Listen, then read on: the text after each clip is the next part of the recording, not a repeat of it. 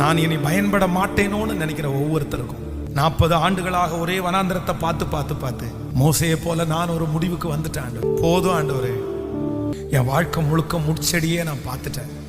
தேவ பிள்ளையே, இது சாதாரணமாய் பயன்படுத்துகிற அந்த ரோஜா பூவை பார்த்தீங்கன்னா கூட அதை சுத்தி நிறைய முள்ளுதான். ஆனாலும் அது தன்னுடைய செடியிலே வளர வைக்கிற பூ நிறைய பேருக்கு பிரயோஜனமா அமையுது.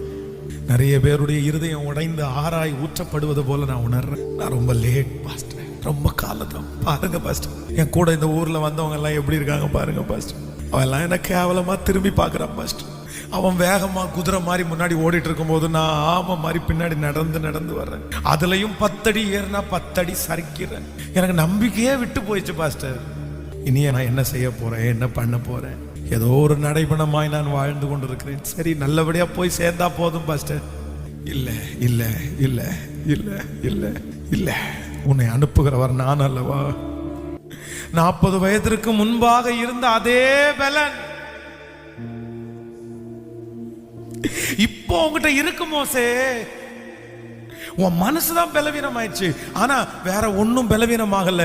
நான் உனக்கு கொடுத்த வாக்கு தத்தம் பலவீனமாகல, நான் உனக்கு கொடுத்த வார்த்தை பலவீனமாகல. நீ பலவீனமானாலும் கர்த்தர் உங்களுக்கு கொடுத்த வார்த்தை பலவீனமாகல, பலவீனமாகல. அந்த வார்த்தை அன்னைக்கு எந்த உயிரோட இருக்குதோ அதே உயிரோட இன்னைக்கும் இருக்குது.